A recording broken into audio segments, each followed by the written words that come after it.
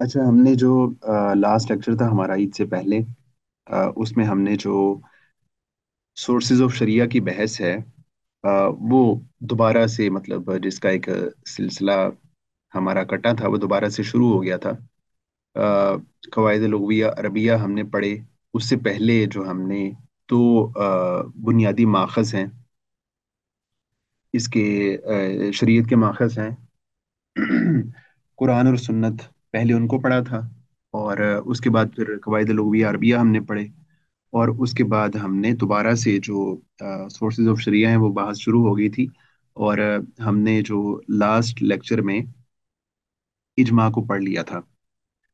اس کے بعد جو اگلا ماخذ آتا ہے، جہاں سے جو ہماری شریعت ہے وہ ڈرائیو ہوتی ہے، یہ جہاں سے ہم شریعت کو لے سکتے ہیں، قرآن سنت اجماع کے بعد جو اگلا ماخذ ہے وہ ہے اقوال صحابہ۔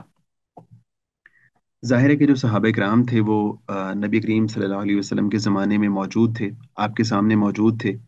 انہوں نے اللہ کے رسول صلی اللہ علیہ وسلم کو اپنے سامنے جو ہے وہ کوئی افعال سر انجام دیتے دیکھا تھا، آپ کے اقوال کو سنا تھا، اور جو ہے وہ تمام صحابہ کرام جو ہے وہ آ، عربی دان تھے۔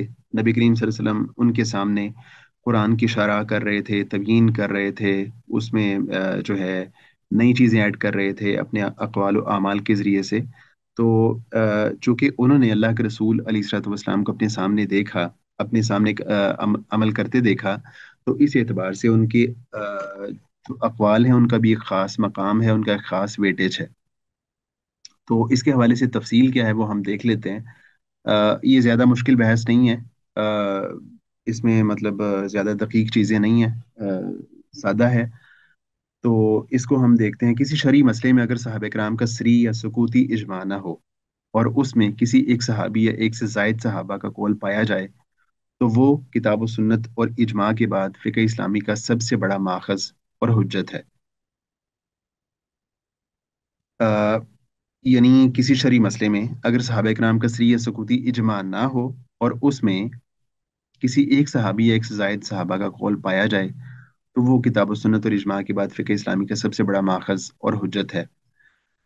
یعنی اس کا اتباع اور اسے قیاس پر مقدم رکھنا ضروری ہے۔ یعنی اگر کسی صحابی کا کوئی قول ہے تو اس کو ہم قیاس سے مقدم رکھیں گے، اس کو پریفرنس دیں گے، چاہے اس کی نوعیت یہ ہو کہ اس کا ادراک رائے اور اجتہاد سے نہ ہوتا ہو، کیونکہ ایسی صورت میں وہ سنت کے بیان ہی کی ایک قسم ہوگا، اور چاہے اس کی بنیاد رائے اور اجتہاد پر ہو۔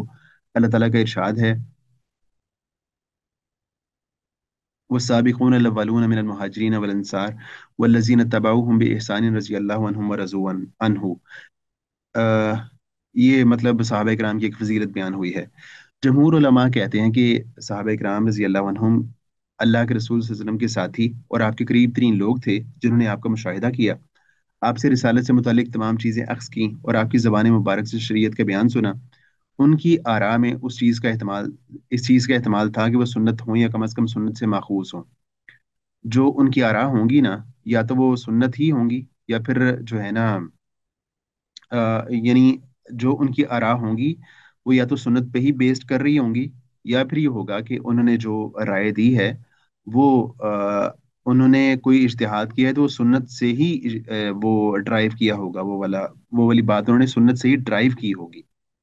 اس لیے احتیاط کا تقاضا ہے کہ ہم ان کی آراء کو اپنی اپنی آراء پر مقدم کریں، چاہے ان کی بنیاد رائے اور اجتہاد ہی پر کیوں نہ ہو۔ چاہے ان کی جو رائے ہے نا وہ ان کا اپنا اجتہاد اور رائے ہی کیوں نہ ہو، پھر بھی ہمیں ان کی رائے کو اپنی رائے پہ فوقیت دینی ہے۔ البتہ ان میں سے اگر کسی کا قول کتاب و سنت کے کسی نص کے خلاف پڑتا ہو تو نص کو اس پر مقدم کرنا ناگزیر ہے۔ اگر ایسا ہو کہ کتاب و سنت اور صحابی کے قول میں کنٹرڈکشن ہو جائے، تو اس صورت میں ہم کتاب و سنت کے قول کو فوقیت دیں گے کیونکہ ہو سکتا ہے کہ اس صحابی کو وہ نص نہ ملی ہو، یا مسئلہ بیان کرتے ہوئے وہ اس کے وہ ان کے ذہن میں نہ وہ آیت آئی ہو یا کوئی حدیث نہ آئی ہو، ایسا ممکن ہے۔ اس کا تقاضا یہ بھی ہے کہ اگر کسی مسئلے میں صحابہ کے ایک سے زائد اقوال پائے جائیں تو انہی میں سے ایک قول کو اس کی دلیل دیکھ کر اختیار کیا جائے، کیونکہ ان کی مجموعی آراء سے نکلنا جمہور علماء کی نگاہ میں ان کے خلاف ایک قسم کا عدم اعتماد ہے۔ अगर मतलब सहाबा किराम के एक से जायद अकवाल पाए जाते हैं और उनकी राय में इख्तलाफ हमें नजर आ रहा है, तो भी हम कोशिश करें कि उन्हीं आरा में से एक राय को इख्तियार करें। ना ये कि मतलब हम ये कहें कि चूंकि सहाबा किराम की आरा मुख्तलिफ हो गई हैं, तो मैं अब एक नई राय बना लूं, तो ये बात सही नहीं होगी, बल्कि ज्यादा बेहतर ये होगा कि उन्हीं आरा में से एक राय को लिया जाए। आइमा अरबा से मनकूल है कि वो सहाबा किराम के अकवाल की जस्तजू करते, उन्हें हुज्जत तस्लीम करते और किसी हाल में उनके दायरे से बाहर न जाते थे। इस पर भी उन सबका इत्तेफाक है कि एक सहाबी का कौल किसी दूसरे सहाबी के लिए हुज्जत नहीं है। अगर एक सहाबी की एक राय है, तो ज़रूरी नहीं है कि दूसरा सहाबी भी वही राय रखे। उसके लिए लाज़मी नहीं है कि वो दूसरे सहाबी की राय को ही इख्तियार करे। उसकी राय उससे अलग भी हो सकती है। उसकी बुनियाद ज़ाहिर है कि नासी होगी। इमाम अबू हनीफा रहिमहुल्लाह कहते हैं, अगर अल्लाह की किताब और रसूलुल्लाह सल्लल्लाहु अलैहि वसल्लम की सुन्नत में मुझे कोई चीज़ नहीं मिलती, तो मैं सहाबा के कौल को इख्तियार कर लेता हूँ। उनमें से जिसका कौल चाहूँ लूँ और जिसका चाहूँ छोड़ दूँ, लेकिन मैं उनके कौल से निकलकर किसी दूसरे का कौल इख्तियार नहीं करता। उनके अक़वाल के अंदर ही रहता हूँ। और जब मामला इब्राहीम नख़ई, शाबी इब्न सीरीन, हसन बसरी, अता और सईद बिन मुसय्यब रहमहुल्लाह तक पहुँचता है, तो वो भी इज्तिहाद करने वाले लोग थे, इसलिए उनकी तरह मैं भी इज्तिहाद करता हूँ। तो इमाम अबू हनीफा रहमहुल्लाह कहते हैं कि जब सहाबी की राय आ जाए, तो फिर मैं सहाबा के कौल में से किसी से निकलता नहीं हूँ। लेकिन जब मामला ये हो कि सहाबा किराम की राय नहीं है, बल्कि उनके बाद के जो उलमा हैं, ताबीन हैं, तबा ताबीन हैं, तो अगर उनकी कोई राय हो ना, तो फिर मेरे लिए ज़रूरी नहीं होता कि मैं उनकी राय में से कोई राय राय को इख्तियार करूँ। मैं उनसे अलग नई राय भी इख्तियार कर सकता हूँ। इमाम मालिक ने अपनी किताब मुअत्ता में सहाबा किराम के बहुत से फतावा नकल किए हैं और बहुत से अहकाम में उन्हीं पर एतमाद किया है, बल्कि वो उनके फतावा को एक तरह से सुन्नत ही का बयान समझते थे। स्क्रीन मैंने शायद शेयर की है कि नहीं की? सर की भी। की भी है। ओके।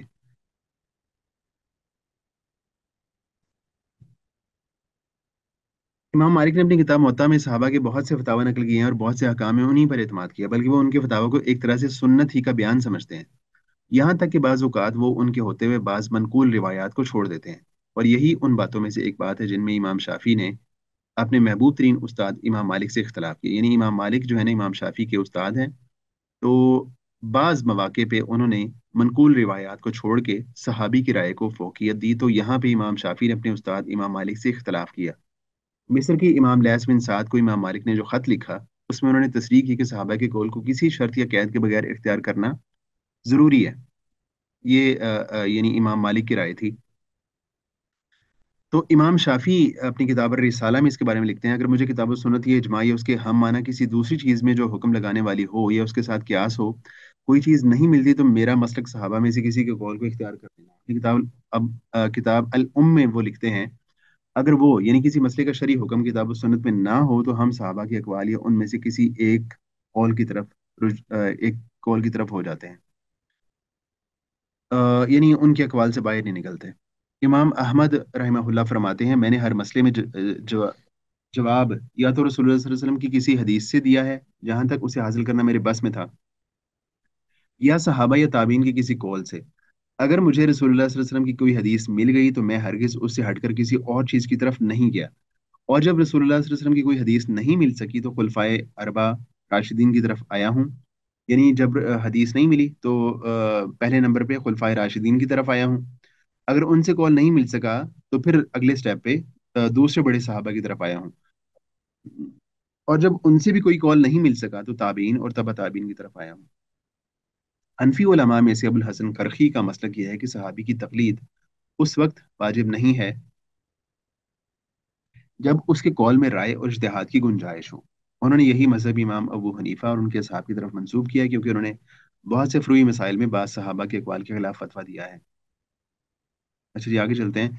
शेख अबू ज़ोहरा ने इमाम अबू हनीफा रहमहुल्लाह से मुतल्लिक़ अपनी किताब में करखी के मसलक की इमाम अबू हनीफा रहमहुल्लाह और उनके असहाब की तरफ निस्बत को गलत साबित किया है, क्योंकि इस निस्बत को साबित करने के लिए ये भी ज़रूरी था कि ये साबित किया जाए कि इमाम और उनके असहाब ने जब बाद सहाबा के अकवाल के खिलाफ फतवा दिया, तो उन्हें उन सहाबा के अकवाल का पता था।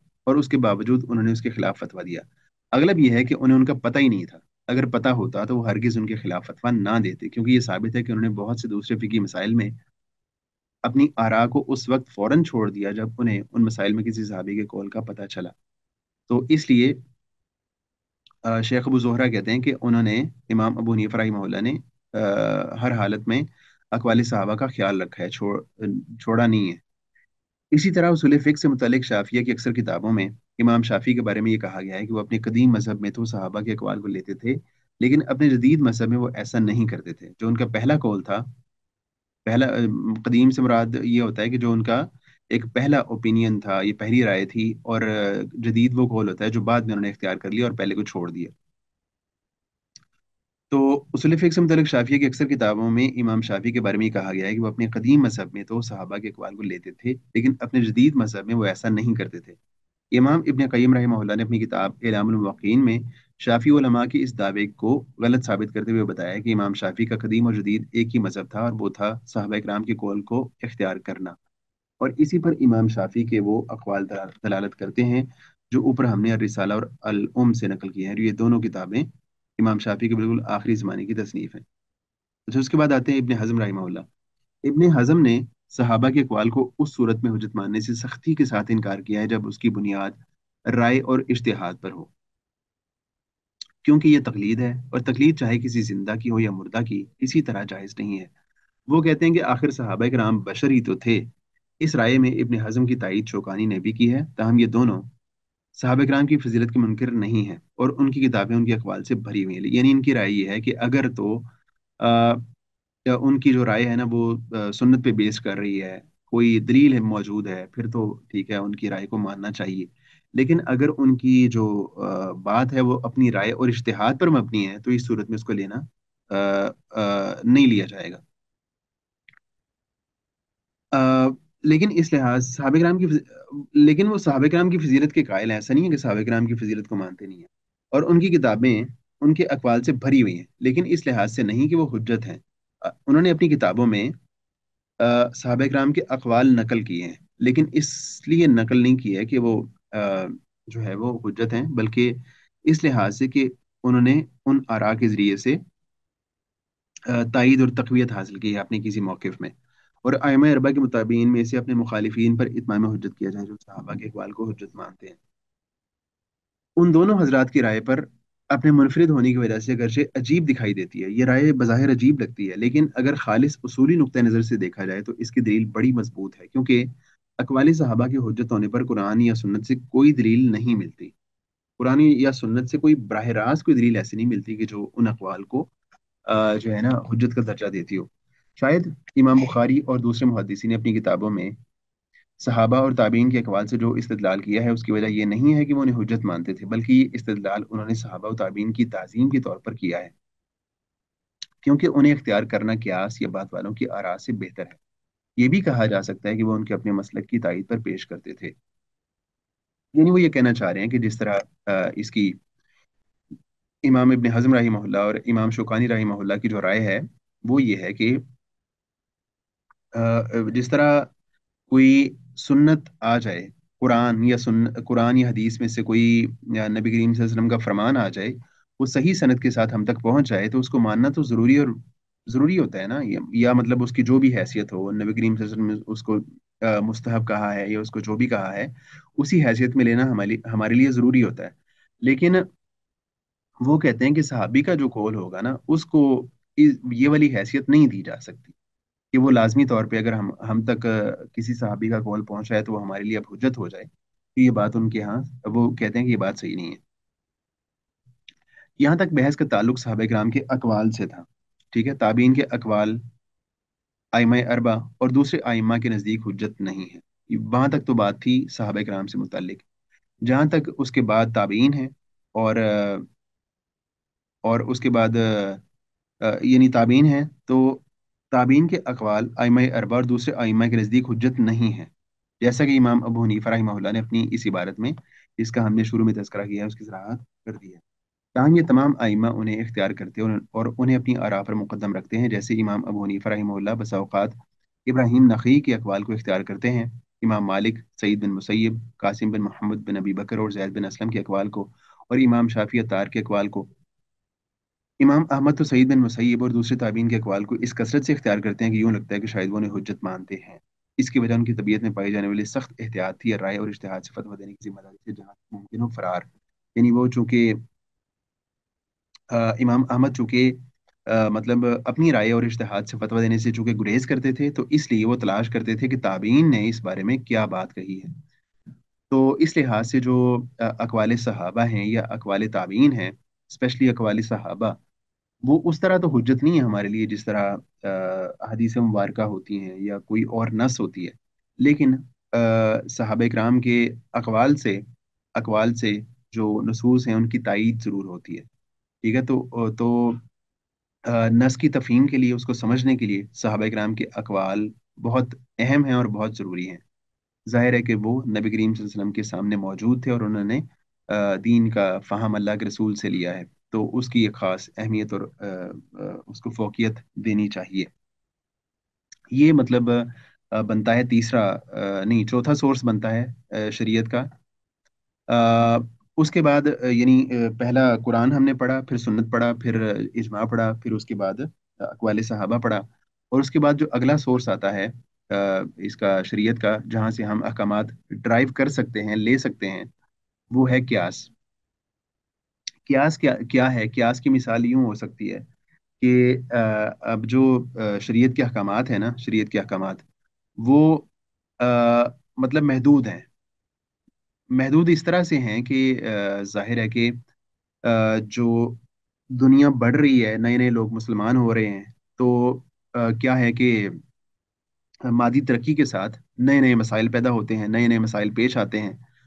तो क्या होता है कि शरीयत इन सब चीज़ों के बारे में कोई प्रिंसिपल दे देती है, और बाद में उन चीज़ों को उन प्रिंसिपल्स पे क्यास करके उनका हुक्म बताना होता है। मिसाल के तौर पे कुरान ने शराब पीने से मना किया, शराब पीने से मना किया। अब आज के ज़माने में मतलब ड्रग्स के बहुत सारे तरीके हैं, बहुत सारी उसकी मतलब अकसाम है ड्रग्स की। तो अब अगर एक बंदा मतलब क्या उसे कहते हैं, जो चरस है या पाउडर है या अफीम है, तो जाहिर है कि ये भी चीज़ें ऐसी हैं कि जो नशा देने वाली हैं। तो अगर कोई बंदा कहे कि मैं अगर चर्च पीता हूँ या मैं अगर जो है वो अ, अफीम यूज करता हूँ, तो इसकी हुर्मत तो कुरान में या सुन्नत में बयान ही नहीं हुई। तो आप इसको किस बेस पे हराम कह सकते हैं? तो अ, इन चीज़ों को फिर क्या होगा कि हम क्यास करेंगे उन चीज़ों पे जिनको शरीयत ने कैटेगोरिकली हराम करार दे दिया। मिसाल के तौर पे, अगर कुरान ने या सुन्नत ने शराब को हराम करार दिया है वाज़ी तौर पे, तो अब हम देखेंगे कि अब हम ये देखेंगे कि शराब को हराम करने की रीज़न क्या थी, वजह क्या थी। तो जो रीज़न पता चलेगी, वो वाली रीज़न जहाँ जहाँ पाई जाएगी, तो उन चीज़ों को भी हराम करार दिया जाएगा। मिसाल के तौर पे, शराब की हुर्मत की रीज़न जो है वो जो फुकहा ने तलाश की, वो उसका नशा होना है, उसमें नशे का मौजूद होना है। तो इस बेस पे हम ये बात कह सकते हैं कि जिस जिस चीज़ में नशा पाया जाएगा, वो सारी चीज़ें उनको हम क्यास करेंगे शराब के ऊपर, और शराब के ऊपर क्यास करके उन चीज़ों को भी हराम करार देंगे। तो इसकी मतलब बहुत ज़रूरत है, और क्यास के बगैर तो गुजारा हो नहीं सकता। तो मतलब ये इसकी एक इंट्रोडक्शन है मुख्तसर सा, बाकी डिटेल हम देखते हैं। क्यास की तारीफ। लुगत में क्यास के माना नापने और अंदाज़ा करने के हैं, और इस्तिलाह में इससे मुराद ये है कि किसी ऐसी चीज़ को जिसका हुक्म किताब और सुन्नत से मालूम नहीं है। गौर कीजिएगा ज़रा, कोई ऐसी चीज़ जिसका हुक्म किताब और सुन्नत में मालूम नहीं है, उसको ज़हन में रख लें आप चर्च को। अ, किसी ऐसी चीज़ के साथ रख कर उसका हुक्म मालूम किया जाए जिसका हुक्म किताब या सुन्नत में जिक्र हुआ है, यानी उसको किसी ऐसी चीज़ के साथ रखा जाए जिसका जिक्र कुरान या सुन्नत में हुआ है, मिसाल के तौर पे शराब। जबकि उन दोनों के दरमियान कोई मुश्तरक इल्लत पाई जाए, कोई मुश्तरक इल्लत, कोई वजह, कोई रीज़न पाई जाए। दोनों की रीज़न जो है देखी जाएगी, दोनों में रीज़न क्या सेम है या नहीं है। جیسے نبیذ کا شراب یا خمر پر قیاس کرنا، نبیذ بھی ایک مطلب ایک نشاور مشروب تھا، میں بھی تب استعمال ہوتا تھا یا اب بھی ہوتا ہو اللہ عالم، تب تو ہوتا تھا، کیونکہ کتاب و سنت سے شراب کا حکم، کتاب و سنت سے شراب کا حکم معلوم ہے۔ اور شراب کا حکم کیا ہے؟ بتائے گا کوئی؟ حرام ہے کہ حلال ہے؟ سر حرام ہے۔ شراب کا حکم ہمیں معلوم ہے کہ وہ حرام ہے، ٹھیک ہے؟ اور اس حکم کی علت یہ ہے کہ وہ نشہ دیتی ہے، اس کی جو ریزن ہے، جو علت ہے اس کے پیچھے، وہ یہ ہے کہ وہ نشہ دیتی ہے۔ تو چونکہ یہ والی علت جو ہے نبیذ میں یا چرس میں بھی پائی جاتی ہے، تو اس کو اس حکم یعنی حرام ہونے میں اسی کے ساتھ شامل کر دیا گیا، تو اس لیے دونوں کو ہی حرام قرار دیا گیا۔ تو آگے ہیں قیاس کی حجت کے دلائل۔ تو جہاں تک کتاب و سنت کا نہ کوئی نص ہو، نہ اجماع اور نہ کسی صحابی کا قول، وہاں قیاس کو اختیار کرنا اور اسے حجت ماننا جمہور صحابہ، تابعین، ائمہ اربعہ اور دوسرے فقہا کا مسلک ہے۔ امام شافی نے جنہوں نے سب سے پہلے اس پر بحث کی اور اس کے قواعد و ضوابط بیان کیے، اس کا شمار اجتہاد کے ہم معنی لفظ کے طور پر کیا ہے۔ جمہور علماء نے قیاس کی حجیت پر کیا قرآن، سنت، آثار صحابہ اور عقلی منطق سے استدلال کیا ہے۔ تو یہ اس کے کچھ دلائل ہیں قیاس کی حجیت کے حوالے سے۔ یا ایھا الذین آمنوا اطیعوا اللہ واطیعوا الرسول واولی الامر منکم فان تنازعتم فی شیء فردوه الی اللہ والرسول ان کنتم تؤمنون باللہ والیوم الآخر۔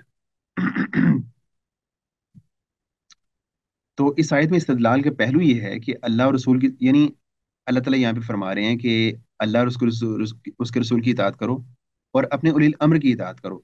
اگر جو ہے نا ایسا ہو کہ تمہارا کوئی نا جھگڑا ہو جائے، تنازع ہو جائے، تو تم نے کیا کرنا ہے؟ تم نے اس بات کو اللہ اور اس کے رسول کی طرف لوٹا دینا ہے۔ تو یہاں سے پتہ یہ چلتا ہے کہ اللہ اور رسول کی طرف کسی چیز کو پھیرنا اسی وقت ممکن ہے جب کہ یہ معلوم ہو کہ اللہ اور رسول کا اپنے حکام سے اصل مقصود کیا ہے، اور یہ اسی وقت ممکن ہے جب ان حکام میں پائی جانے والی علتوں کو معلوم کیا جائے، اور اسی کا نام قیاس ہے۔ تو جو ہے نا اس کی علت کو معلوم کرنا، اور اسی بنیاد پہ ہی اگر تنازعات ہوتے ہیں تو ان کو حل کیا جا سکتا ہے۔ دوسری آیت ہے فَاعْتَبِرُوا يَا أُولِي الْأَبْصَارِ۔ اسی طرح قُلْ يُحْيِيهَا الَّذِي أَنشَأَهَا أَوَّلَ مَرَّةٍ، کہہ دیجئے کہ انہیں وہی زندہ کرے گا جس نے انہیں پہلی مرتبہ پیدا کیا۔ یہاں پہ یعنی اللہ تعالیٰ کیا قیاس کی طرف یوں اشارہ ہو رہا ہے اس آیت میں کہ اگر ایک بندہ کنفیوزڈ ہے کہ دوبارہ کون پیدا کرے گا، کیسے پیدا کرے گا، تو وہ قیاس کر لے اپنی پہلی تخلیق پہ، کہ جس طرح اس نے پہلی مرتبہ پیدا کیا ہے، تو اسی طرح وہ دوبارہ بھی پیدا کر سکتا ہے۔ یہ قیاس یہاں سے مطلب ایک اشارہ ہوتا ہے قیاس کی طرف۔ یہ بات ان لوگوں کے جواب میں کہی گئی جو کہتے تھے کہ جب انسان کی ہڈیاں گل سڑ جائیں گی تو انہیں کون زندہ کر سکے گا۔ اس آیت سے استدلال یوں ہے کہ اس میں اللہ تعالیٰ نے انسان کے دوبارہ زندہ کیے جانے کو اس کے پہلی مرتبہ پیدا کیے جانے پر قیاس فرمایا۔ اسی طرح کیا احادیث مبارکہ سے بھی پتہ چلتا ہے، اس کی حجیت کے بارے میں اشارہ ہوتا ہے کہ قبیلہ خزم کی ایک عورت نے عرض کیا، اللہ کے رسول، میرے ماں باپ کو فریضہ حج نے اس حال میں لیا ہے کہ وہ بوڑھا اور مستقل طور پر معذور ہو چکا ہے اور حج نہیں کر سکتا، کیا اگر میں اس کی طرف سے حج کروں تو اس کو کوئی فائدہ ہوگا؟ فرمایا یہ بتاؤ، اگر تمہارے باپ کی ذمہ پر قرض ہوتا اور تم اسے ادا کر دیتی تو اسے کوئی فائدہ ہوتا؟ اس نے کہا جی ہاں۔ فرمایا تو اللہ کا قرض اس کا زیادہ حقدار ہے کہ اسے ادا کیا جائے۔ تو اب یہاں پہ بھی نبی کریم صلی اللہ علیہ وسلم نے قیاس کے ذریعے اس کو ایک بات سمجھائی کہ یعنی وہ باپ خاتون کا ایسا تھا کہ وہ نہیں کر سکتا تھا حج، تو اس کے بارے میں اس نے پوچھا، تو اللہ کے رسول نے قیاس کے ذریعے اس کو بات کی یہ سمجھائی کہ اگر قرض ہوتا تو تم ادا کرتی تو اس کو فائدہ ہوتا نا؟ تو اس نے ہاں میں جواب دیا۔ تو اللہ کے رسول کی کا مطلب اشارہ یہاں سے یہ ہے کہ تم اس کو بھی اسی قرض کے معاملے پہ قیاس کر لو۔ ایک دوسری حدیث سے بھی قیاس کی طرف اشارہ ہوتا ہے کہ ایک آدمی کی بیوی نے سیاہ رنگ کا بچہ جنا، اس نے اسے اپنانے سے انکار کیا، تو رسول اللہ صلی اللہ علیہ وسلم نے اس سے فرمایا کیا تمہارے پاس کچھ اونٹ ہیں؟ اس نے کہا جی ہیں۔ آپ نے کہا کہ ان کا رنگ کیا ہے؟ تو اس نے کہا سرخ ہے۔ तो क्या उनमें से कोई भूरे रंग का भी है, आपने पूछा। तो उसने कहा जी। फरमाया तो कहाँ से आया? उसने कहा शायद ये कोई रग उभरी है। फरमाया और ये भी शायद कोई रग उभरी है, यानी यहाँ से भी मतलब एक कियास के जरिए उसको एक बात समझाने की कोशिश की है। यानी अगर रग रग उभरने की वजह से तुम्हारे यहाँ मतलब स्याह बच्चा पैदा हो सकता है, यानी अगर जो ऊंट है वो सुर्ख ऊंटों में से कोई बूरा पैदा हो सकता है, तो बच्चों में से भी कोई काला हो सकता है, इसमें कोई मसला नहीं है। कियास के जरिए बात समझाई। साहबा इकराम ने हजरत अबू बकर सिद्दीक रजी अल्लाह अन्हु की खिलाफत को नमाज में उनकी इमामत पर कियास किया। क्योंकि आखिरी दिनों में जो हजरत अबू बकर सिद्दीक रजी अल्लाह तआला अन्हु थे, वो नमाज पढ़ा रहे थे, जमात करवा रहे थे, तो इस बात से कियास किया गया कि आप ही खिलाफत के हकदार हैं नबी करीम सल्लल्लाहु अलैहि वसल्लम के बाद। शराब पीने पर हद को गजफ की हद पर कियास किया गया। यानी जो शराब पीने की हद थी, ये मुतय्यन तौर पे नबी करीम सल्लल्लाहु अलैहि वसल्लम ने बताई नहीं थी। अलग अलग उसकी आती हैं सजाएं, कभी जूते मारे हैं, कभी छड़ियां मारी हैं, कभी क्या किया है। तो उसके बाद सहाबा किराम ने कियास किया इसको, शराब को कियास किया गजफ के ऊपर। तो गजफ की हद कितनी है? 80 कोड़े सर। हम्म। गजफ की हद, गजफ होता क्या है वैसे? किसी पे झूठा इल्जाम लगाना। हम्म। तो चूंकि गजफ में ही होता है ना कि इल्जाम इल्जाम एक छोटी चीज है, ये बहुतान है। बहुतान एक मतलब खास एक टर्म है। यानी गजफ का ताल्लुक उसकी अडल्ट्री की या जिना की का इल्जाम लगाना है, सिंपल इल्जाम नहीं। तो जो है सहाबा कराम ने ये फैसला किया कि जब एक बंदा शराब पीता है, तो शराब पीने के बाद वो ओल फोल बकता है मुंह से, तो सम टाइम वो किसी की इज्जत उछाल देता है, बहुतान लगा देता है। तो इसी पर क्या गजफ पर कियास करते हुए शराब की हद भी 80 कोड़े मुतय्यन की गई। उसके बाद है निकाह तलाक में गुलाम को सर एक सवाल है। जी जी। सर इस तरह तो जो आमतौर पे देखा गया है हमारे माशरे में, गुस्से में भी लोग इस तरह की फॉल फुल बकवास करते हैं। तो फिर तो अगर ऐसी हालत में, गुस्से की हालत में कोई इस तरह कजफ की कोई स्टेटमेंट बोल दे, तो उस पे भी सेम हद अप्लाई होनी चाहिए। लेकिन ना जो ये है ना शराब, उसमें ज्यादा ये मामला होता है। उसमें ज्यादा होता है, गुस्से में भी सम टाइम हो जाता है, लेकिन बहुत रेयर ऐसा होता है। कम होता है, हो जाता है लेकिन कम होता है। लेकिन शराब में सर मोस्ट। मेरा भी एक क्वेश्चन है। जी जी। सर जैसे आपने कहा था कि क्यास से हजूर सल्लल्लाहु अलैहि वसल्लम ने उनको बताया कि वो हज वाली बात जो है कि अगर हज नहीं कर सकते तो आप करो, उनका कर्जा उतर जाएगा। तो सेम इसी तरह से क्यास से तो वो नमाज वाली चीज भी तो अप्लाई हो सकती है। तो हम डिफरेंस कैसे, वो डिफरेंशिएट कैसे करेंगे कि अच्छा नमाज नमाज के कैसे? लिए ये वाली सेम क्यास अप्लाई नहीं हो सकता। नमाज के लिए कैसे? समझ नहीं आई, सवाल क्वेश्चन नहीं समझ आया। सिर्फ जैसे है ना कि उन्होंने हज नहीं किया था, हज नहीं कर सकते थे, बूढ़े थे, तो उनकी बेटी ने आके पूछा कि उनके उनकी जगह पे मैं करूं हाँ तो क्या उनको सवाब मिल जाएगा।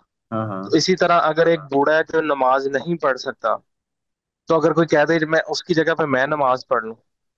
अच्छा, ये सही है। लेकिन ना मतलब कौन सी चीज किसके बदले में हो सकती है, ये फैसला हमने नहीं करना। ये फैसला शरीयत ने करना है कि जो है ना हज के बारे में, मतलब जिस तरह ये नस है ना, या इस तरह की और भी नसूस हैं कि हज बदल किया गया। हज बदल किया गया, मतलब नबी करीम सल्लल्लाहु अलैहि वसल्लम ने उसकी इजाज़त दी। तो लेकिन नमाज के बारे में इजाज़त नहीं दी। नमाज के बारे में इजाज़त नहीं दी। तो इसलिए मतलब ये नस हो गई या ये बात तय हो गई कि जो है ना जिसकी इजाज़त शरीयत देगी, अ, उसकी वो इजाज़त तो होगी, लेकिन उसके अलावा हम खुद कियास करके कोई ऐसी बात इबादत पे कोई ऐसी बात बना नहीं सकते नमाज के बारे में, या इवन जो है वो रोज़ा के बारे में। वो शरीयत ने ये इजाज़त दी नहीं है, जिसकी इजाज़त दी है हम उतनी ही मानेंगे। तो हज की इजाज़त है। उसके बाद है निकाह तलाक में गुलाम को लौंडी पर कियास किया। निकाह तलाक में गुलाम को लौंडी पर कियास किया। हजरत उमर ने हजरत अबू मूसा अशरी रज़ी अल्लाह अन्हु को जो खत लिखा उसमें वो कहते हैं, फिर अगर कोई आपको ऐसा मामला दरपेश आए जिसका हुक्म आपको कुरान और सुन्नत में ना मिले तो उसे समझने की कोशिश करें। फिर मामलात को एक दूसरे पर कियास करें और एक जैसे मामलात को पहचानें, फिर अपनी राय के मुताबिक जिसे अल्लाह के यहाँ सबसे ज़्यादा पसंदीदा और हक से करीब तर पाएं उसे इख्तियार करें। हज़रत अली और हज़रत जैद बिन साबित हज़रत अली रज़ी अल्लाह तआला अन्हु और हज़रत जैद बिन साबित रज़ी अल्लाह अन्हु के बारे में रिवायत है कि उन्होंने कियास को हुज्जत बनाया। इमाम इब्न क़य्यिम रहिमहुल्लाह ने इलामुल मुवक्किन के पहले हिस्से में कई सहाबा के फतावा नकल किए हैं जिनकी बुनियाद उन्होंने कियास पर रखी। अकली मंतिक का तकाजा है कि क्यास को एक ऐसी चीज होना चाहिए जिसका फितरत तकाजा करती और लोगों की जरूरत उसकी दावत देती है, क्योंकि कुरान और सुन्नत में मज़कूरा काम महदूद है। लेकिन क़यामत तक लोगों की ज़रूरियात और मसाइल गैर महदूद हैं और उनकी कोई इंतहा नहीं है, इसलिए नागज़िर है कि क्यास ही वो फ़िकी माखज़ हो जो शरई अहकाम चाहने में लोगों की ज़रूरियात और मसाइल का साथ दे। तो क्यास की ज़रूरत बहरहाल जो है वो रहती है। वरना तो हाँ, कोई बंदा ये कहेगा कि जो जो सजाएं मतलब उस बुनियाद पे हैं तो जो जो सजाएं शरीयत ने तय की हैं वही हैं, मैं कोई और हरकत उल्टी सीधी कर दूं तो उसकी कोई सजा ही नहीं है, तो ऐसी बात नहीं होगी। मिसाल के तौर पे अगर स्कैम हो रहे हैं, आजकल स्कैम हो रहे हैं लोगों के जो है ना उनके अकाउंट से पैसे जो है वो चुराए जा निकाले जा रहे हैं, तो कोई बंदा कहे कि ये चोरी नहीं है, ये तो स्कैम है, तो जाहिर है कि हम इन चीज़ों को भी क्यास करेंगे उस चोरी के ऊपर। अहले सुन्नत में से ज़ाहिरिया ने क्यास की हुज्जत का इनकार किया। ज़ाहिरिया जो है ना वो क्यास को नहीं मानते और दीनी मिसाइल में उसके इस्तेमाल को बातिल कहते हैं। किताब सुन्नत और इजमा के बाद उनकी निगाह में अगर कोई चीज़ हुज्जत है तो वो किताब सुन्नत के किसी नस या नबी सल्लल्लाहु अलैहि वसल्लम के किसी फेल या इकरार या उलमा के इजमा से इस्तदलाल है। ठीक है, इसके अलावा वो किसी चीज़ को हुज्जत नहीं मानते। इब्न हज़म ज़ाहिरी रहमहुल्लाह ने, जो दाऊद बिन अली के बाद ज़ाहिरिया के दूसरे इमाम हैं, क्यास के कायल उलमा के दलाइल का सख्ती से रद्द करते हैं वो, और उनके क्यास पर मबनी बहुत से मसाइल में उनका तजाद वाज़े किया है और फिर इस्तदलाल ही के जायज़ और सही होने के दलाइल दिए हैं। वो कहते हैं इस्तदलाल हो सकता है, क्यास नहीं हो सकता। सवालत के अंदेशे से हमने उन्हें यहाँ नहीं नकल नहीं किया। जो साहिब उन्हें मालूम करना चाहें वो उनकी किताब अल अहकाम फी उसूल अल अहकाम, ये इब्न हज़म रहमहुल्लाह की किताब है, आखिरी दो हिस्सों का मुताला कर सकते हैं। शेख अबू ज़ोहरा ने अपनी किताब उसूलुल फ़िक़्ह में उनका खुलासा दिया है और इब्न क़य्यिम ने इलामुल मुवक्किन में उनका रद्द किया है। हम इस बाब में सर अगरचे जो जी, सर इस्तदलाल का क्या मतलब होगा? यानी वो क्या से एक मुख्तलिफ चीज़ है ना। इस्तदलाल ये होता है कि कोई कुरान या सुन्नत में कोई दलील या आ गई है ना, हदीस आ गई है और कोई मसला पेश आ गया है तो वहां से उसी से कोई चीज़ ड्राइव कर लें।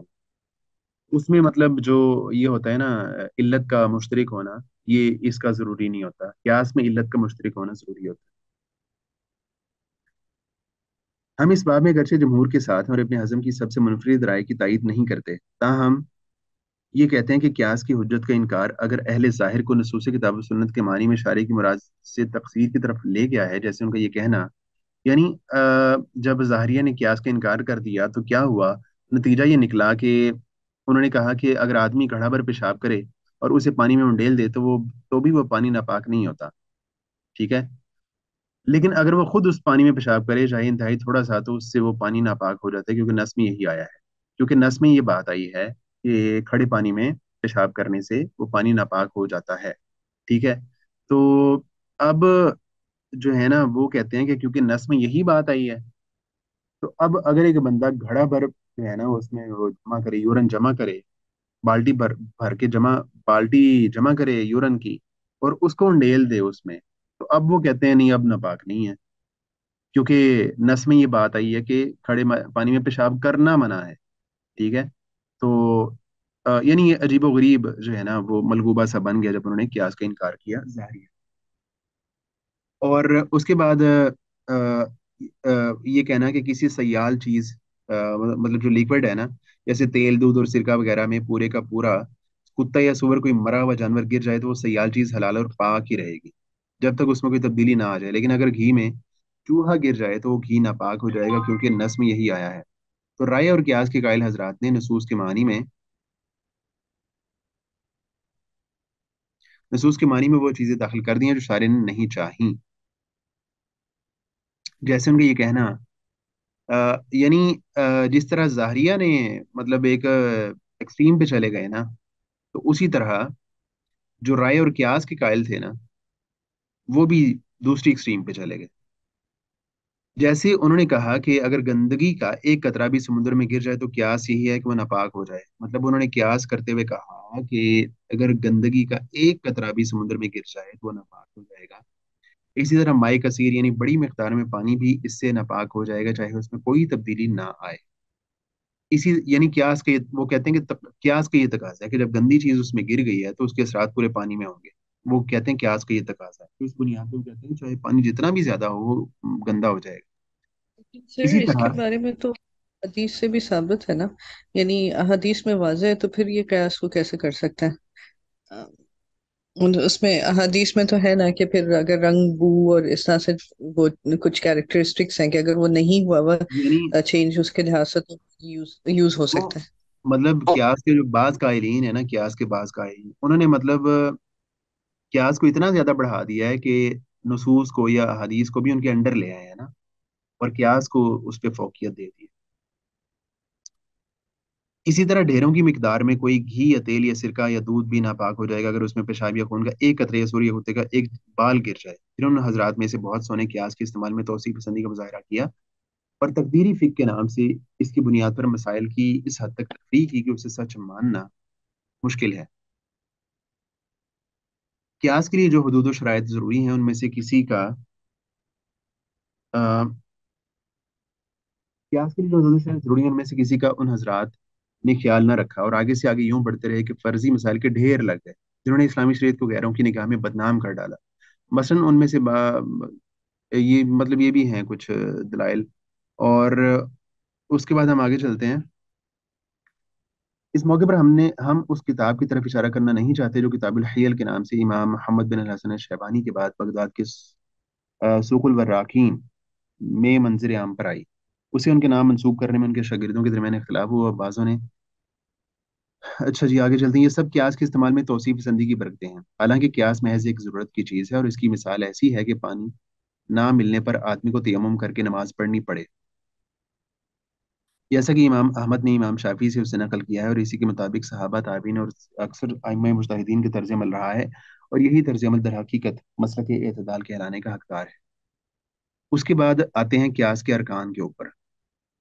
یعنی قیاس کے ارکان کیا ہیں اور قیاس کس طرح کیا جاتا ہے، کس بیس پہ کیا جاتا ہے، اور جو ہے نا وہ ارکان کیا ہیں یہ ہم پڑھتے ہیں. قیاس کے بیسیکلی 4 ارکان ہیں.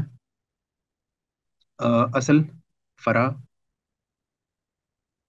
حکم، اور چوتھی ہے علت. اصل کیا ہے؟ مثال کے طور پہ شراب اور چرس والی جو مثال ہے نا، اس میں جو شراب ہے وہ اصل ہے، یعنی جس پہ کسی چیز کو قیاس کرنا ہے. اور فرع کیا ہے؟ وہ چیز جس کو قیاس کرنا ہے، یعنی چرس. اور حکم کیا ہے؟ یعنی شراب کے بارے میں جو حکم ہے یہ وہ والا رکن ہے، یعنی حکم کیا ہے شراب کے بارے میں. چوتھا ہے علت. علت سے مراد یہ ہے کہ اس کے شراب کے حرام ہونے کی ریزن یا وجہ. تو پہلا جو رکن ہے اصل، اس سے مراد وہ جگہ ہے جہاں حکم پایا جاتا ہے، اور وہ ہماری اوپر دی گئی مثال میں شراب ہے. اسے مقیس علیہ، محمول علیہ اور مشبہ بھی کہا جاتا ہے. قیاس کے قائل اکثر فقہا کے نزدیک اصل کا قرآن یا سنت میں سے کوئی نص یا اجماع ہونا ضروری ہے. مالکیہ کے نزدیک وہ نص یا اجماع سے استنباط کردہ کوئی قیاس بھی ہو سکتا ہے. یعنی جس چیز پہ قیاس کرنا ہے نا، وہ کوئی نص ہونی چاہیے، کوئی وہاں پہ کوئی چیز موجود ہونی چاہیے. اور جبکہ مالکیہ کہتے ہیں کہ نہیں، اس سے جو استنباط کردہ کوئی چیز قیاس وغیرہ ہے نا، تو اس پہ بھی وہ بھی ہو سکتی ہے اصل نا، اس کو بھی اصل کہہ سکتے ہیں. اس بارے میں ان کی سند یہ ہے کہ موطا میں امام مالک نے کتاب و سنت، اہل مدینہ کے اجماع اور صحابہ کے فتاوی سے ثابت شدہ احکام پر اپنے بعض قیاسات کی بنیاد رکھی ہے. یہ دراصل قیاس کو غیر معلوم حد تک وسعت دینے کے مترادف اور اپنی جگہ سمجھ میں نہ آ سکنے والی بات ہے، کیونکہ اس میں یہ ہوتا ہے کہ قیاس در حقیقت کیونکہ اس میں یہ ہوتا ہے کہ قیاس در قیاس کرتے کرتے فقih اس علت کو بھول جاتا ہے جس سے پہلا قیاس ثابت ہوا تھا، اس کا جو بھی فائدہ ہو، لیکن حقیقت ہے کہ اس کے کثرت استعمال نے مالکی فقہ کو جزئی فروع کا مجموعہ بنا کر رکھ دیا ہے، جس میں ایک قیاس پر دوسرا اور دوسرے پر تیسرا قیاس ہوتا ہے۔ یعنی اصل کی بات ہوگی جو پہلا رکن ہے، اس کے بعد دوسرا رکن ہے فرع۔ اس سے مراد وہ چیز ہے جسے اصل پر قیاس کر کے اس کا حکم معلوم کرنا مقصود ہوتا ہے، اور وہ ہماری اوپر دی گئی مثال میں نبیذ یا چرس ہے۔ فرع میں دو شرطوں کا پایا جانا ضروری ہے، پہلی یہ کہ کسی نص میں اس کا ذکر نہ ہوا ہو، کیونکہ نص کی جگہ پر قیاس نہیں ہو سکتا۔ ٹھیک ہے، فرع میں دو شرطوں کا پایا جانا ضروری، پہلی یہ کہ کسی نص میں اس کا ذکر نہ ہوا ہو، یعنی اگر نص میں ذکر آ گیا پھر تو قیاس کی ضرورت ہی نہیں رہے گی۔ دوسری یہ کہ اس میں پائی جانے والی علت اتنی ہی ہو جتنی اصل میں پائی جانے والی علت ہے۔ پینے کی کسی چیز میں نشہ اگر اتنا ہو جتنا وہ شراب میں ہے تو وہ اس پر قیاس کرتے ہوئے اسی کی طرح حرام ہوگی، ورنہ اس کی حرمت اس کے برابر نہ ہوگی، یعنی اس کی جو علت ہے اصل کے برابر ہونی چاہیے۔ اس کے بعد ہے سر جی جی، ایک کوشچن تھا کہ جو آپ نے اصل میں پہلے پڑھا ہے وہ پڑھایا ہے کہ وہ نص سے ہی ہو، یعنی قرآن و سنت سے ثابت ہے تو قیاس ہوگا۔ تو کچھ علماء یہ کہتے ہیں کہ اگر قیاس، یہ اجماع سے بھی قیاس ہو سکتا ہے اور قیاس سے بھی قیاس ہو سکتا ہے، یعنی بعض یا بعض لوگ یہ کہتے ہیں کہ مثال کے طور پہ جو اصل ہے نا وہ کہاں پہ ہونی چاہیے؟ کیا وہ قرآن و سنت میں کوئی چیز ہوگی تو ہی اس کو اصل کہا جائے گا، یا جو ہے نا اس کے بعد اجماع یا اس کے بعد قیاس پہ بھی جو ہے نا قیاس کو بھی اصل قرار دیا جا سکتا ہے؟ تو اس میں بعض علماء یہ کہتے ہیں کہ قیاس کو بھی اصل کہا جا سکتا ہے، یعنی کوئی قیاس کیا نا، علماء نے کوئی قیاس کیا، اب اس قیاس کے اوپر مزید قیاس کیا ہو سکتا ہے کہ نہیں ہو سکتا، یہ بات ہے۔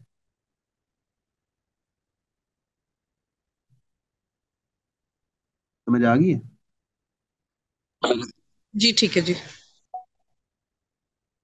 اچھا، اس کے بعد تیسرا جو رکن ہے وہ ہے حکم۔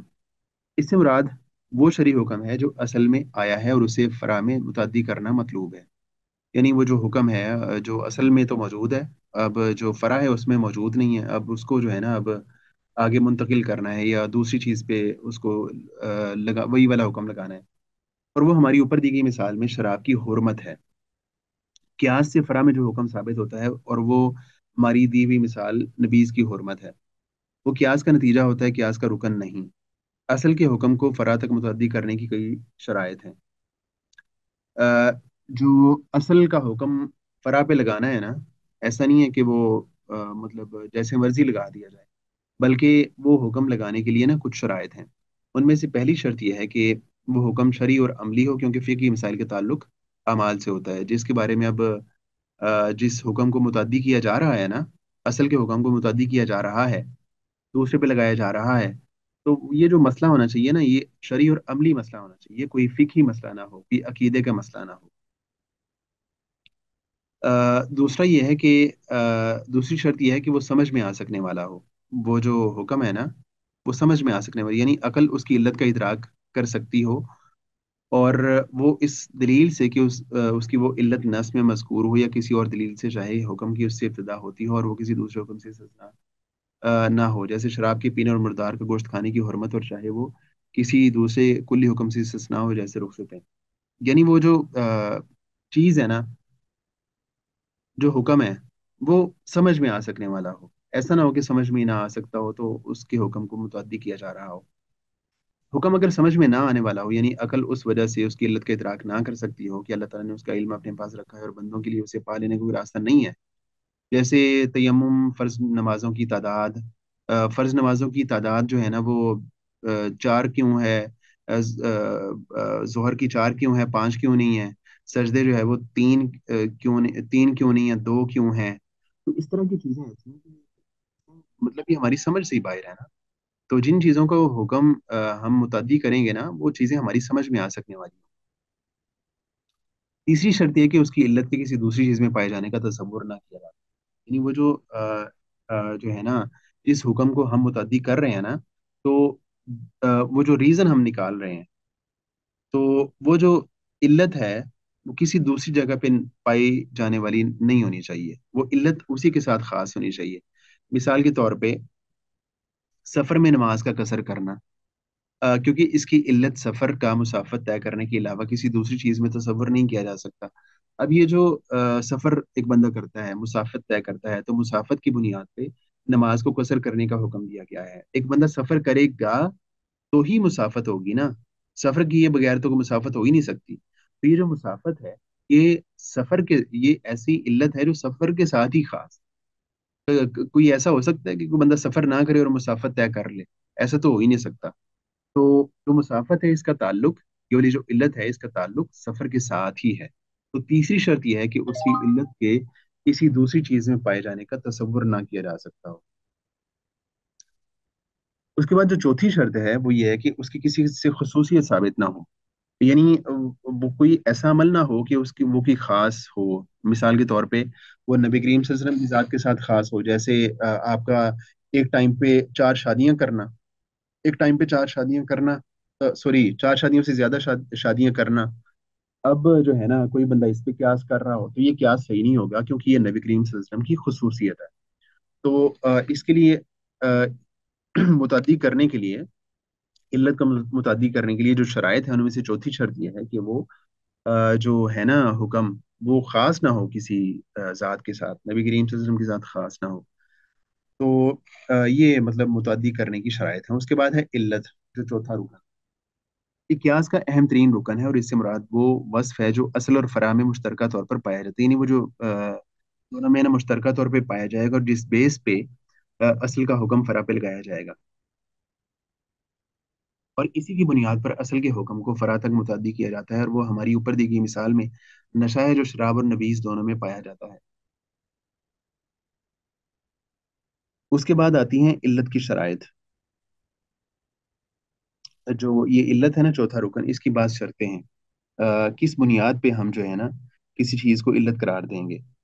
पहली शर्त यह है कि वो कोई जाहिर वस्फ होना चाहिए, यानी ऐसा वस्फ जिसका ज़ाहिरी हवास में से किसी हादसे के जरिए इदराक हो सकता हो। यानी वो जो जिस चीज़ को हम इल्लत करार दे रहे हैं ना, जो फाइव सेंसेस हैं, उनमें से वो उससे उसका इदराक हो सकता हो, पता चल सकता हो। मिसाल के तौर पे शराब में नशे का होना, नशे का होना, ये इसका हमें पता चल रहा है, तो इस बुनियाद पे ये इसको इल्लत करार दिया जाएगा। दूसरी शर्त है कि वो मुंजबित, इल्लत की दूसरी शर्त यह है कि वो मुंजबित हो, यानी उसका ज़ाब्ता बन सकता हो, कि लॉ बन सकता हो, कोई कानून बन सकता हो। ठीक है, यानी आमतौर पर अशखास या हालात या जगहों के बदलने बदलने से उसमें तब्दीली ना आती हो। चनाचे शराब की इल्लत इसलिए है कि वो आमतौर पर नशा देती है, ठीक है, चाहे बाज खास हालात की वजह से बाज लोगों को नशा ना देती हो, तो वो एक जाब्ते में आ सकने वाली चीज हो, उसका कोई कानून या लॉ बन सकता हो, कोई जाब्ता बन सकता हो, ऐसी चीज होनी चाहिए, तब उसको इल्लत करार दिया जाएगा। तीसरी शर्त यह है कि वो कोई मुनासिब वस्फ होना चाहिए, यानी उसके पाए जाने से शारे का वो मकसद पूरा होता हो जो उसने हुक्म के जरिए से चाहा है, चाहे फायदा पहुंचाने की शक्ल में या नुकसान को दफा करने की शक्ल में। क्योंकि ऐसा मुनासिब वस्फ होना चाहिए कि जो जिससे शारे को शरीयत आई है ना, तो उसका कोई मकसद पूरा हो रहा हो, क्योंकि यही शरीयत के मुकर्रर किए जाने का असल मकसद है। चुनाचे वारिस का अपने मुवारिस को कत्ल कर देना, उसके वारिस से महरूम किए जाने। अब जो वारिस है उसको महरूम कर दिया जाएगा इस सूरत में कि जब वो अपने मुवारिस को, यानी जिसका उसने वारिस बनना है, उसको मार देता है। उसको अगर वो मार देता है तो अब वो वरासत से महरूम हो जाएगा। ठीक है, अब वो जो उसको वरासत से महरूम करने वाली जो इल्लत है, वो एक मुनासिब है, जो समझ आ रहा है कि उसने एक गलत हरकत की है, बाप को मारा है इस वजह से कि वो वरासत ले ले जल्दी से, इस बुनियाद पे उसको अब उसी वरासत से महरूम कर दिया गया। ये एक मुनासिब बस है जिससे शरीयत का तकाजा पूरा हो रहा है कि उसने अगर एक गलत हरकत की है तो उसको तो नुकसान भी पहुंचे। चौथी शर्त यह है कि वो मुतअद्दी वस्फ हो, यानी सिर्फ अपने असल के साथ ही खास ना हो, बल्कि उसके अलावा उसकी दूसरी चीज़ों में पाया जाना भी मुमकिन हो। वो बस ऐसा ना हो कि वो अपने असल के साथ ही खास हो। मिसाल के तौर पे शराब है ना, शराब में नशा है। अब ये जो नशा है ये सिर्फ शराब के साथ खास नहीं है, नशा कई और चीज़ों में भी पाया जा सकता है ना। तो वो ऐसी चीज़ होनी चाहिए जो मुतअद्दी वस्फ हो, यानी वो मुंतकिल हो सकती हो, दूसरी चीज़ों में भी वो पाई पाई जा सकती हो। जैसे शराब में नशा, क्योंकि वो मुतअद्दी है और इसका शराब के अलावा पीने की बात दूसरी चीज़ों में भी पाया जाना मुमकिन है। یہ جو ہم نے اب تک وہ بتایا وہ قیاس کے اکثر قائل فقہا کا مسلک ہے۔ مالکی اور حنبلیہ کے ایک گروہ، امام ابن تیمیہ اور ان کے شاگرد امام ابن قیم کا مسلک یہ ہے کہ اصل اور فرع کے مابین مشترک وصف جس سے اصل کا حکم فرع تک متعدی ہوتا ہے علت نہیں بلکہ حکمت ہے۔ تو ابن تیمیہ رحمہ اللہ اور ابن قیم رحمہ اللہ یہ کہتے ہیں کہ اصل اور فرع کے مابین مشترک وصف جس سے اصل کا حکم فرع تک متعدی ہوتا ہے، جس کی بنیاد پہ اصل کا حکم فرع پہ لگایا جاتا ہے نا، تو وہ کہتے ہیں، یعنی امام ابن تیمیہ اور امام ابن قیم یہ بات کہتے ہیں کہ وہ آ، اصل کا حکم فرع پر جو متعدی کیا جاتا ہے نا، وہ علت کی بنیاد پہ نہیں کیا جاتا بلکہ حکمت کی بنیاد پہ حکمت کی بنیاد پہ متعدی کیا جاتا ہے۔ تو علت اور حکمت میں فرق ہے۔ علت کیا ہے کہ اب دیکھیں نا، جو حکمت ہوتی ہے نا، وہ کسی بھی چیز میں ایک سے زیادہ بھی حکمتیں ہو سکتی ہیں۔ مثال کے طور پہ اب سفر میں نماز قصر کرنا ہے، ٹھیک ہے؟ تو اس کی جو علت ہے نا، وہ تو علماء نے کہا کہ اس کی علت ہے سفر کرنا، ٹھیک ہے؟ لیکن جو حکمت ہے نا کہ اللہ تعالیٰ نے سفر میں نماز کو قصر کرنے کا حکم کیوں دیا، وہ حکمتیں تو ایک سے زیادہ بھی ہو سکتی ہیں۔ مثلا حکمت یہ ہو سکتی ہے کہ اس میں جو ہے نا مشقت ہوتی ہے۔ مثلا یہ حکمت بھی ہو سکتی ہے جی، بندے کے پاس ٹائم تھوڑا ہوتا ہے، ٹھیک ہے؟ تو حکمت جو ہوتی ہے نا، حکمت اس میں یہ ہوتا ہے کہ کسی وہ یعنی علت سے ایک مختلف چیز ہوتی ہے۔ علت سے اس میں ایک فرق ہوتا ہے۔ علت اور حکمت میں فرق یہ ہے کہ علت سے مراد حکم کا ضابطہ میں آ سکنے، علت جو ہوتی ہے وہ ضابطے میں آ سکنے والی ہوتی ہے، ٹھیک ہے؟ وہ کو مناسب وصف ہوتا ہے، یعنی بغیر اس کے کہ وہ کسی ضابطے لیکن جو ہوتی ہے نا حکمت، اس میں کوئی کسی ضابطے کا یا مناسب وصف کا پایا جانا ضروری نہیں ہے۔ جس طرح میں نے مثال دی، اب وہاں پہ کوئی ضابطہ نہیں ہے، وہ حکمت کو ایک سے زیادہ بھی ہو سکتی ہیں حکمتیں۔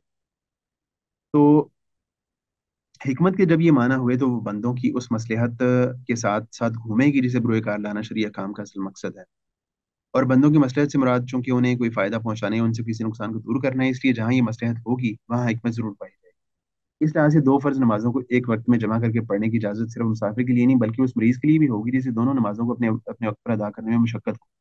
اور رمضان میں روزہ نہ رکھنے کی اجازت بھی اگر ہم حکمت کو بنیاد قرار دے دیں تو یہ ہوگا کہ ہم نے مطلب مسافر کو روزہ چھوڑنے کی اجازت دی ہے نا، تو ایک دوسرا بندہ جس کے لیے اگر مطلب ہم یہ کہیں کہ چونکہ سفر میں روزہ چھوڑنے کا اللہ تعالیٰ نے حکم دیا ہے، اجازت دی ہے، تو ہم یہ کہیں کہ چونکہ اجازت دی ہے سفر میں روزہ چھوڑنے کی، تو اس میں حکمت یہ ہے کہ چونکہ مشقت ہوتی ہے، کیونکہ مشکل ہوتی ہے، اس لیے روزہ چھوڑنے کی اجازت دی ہے۔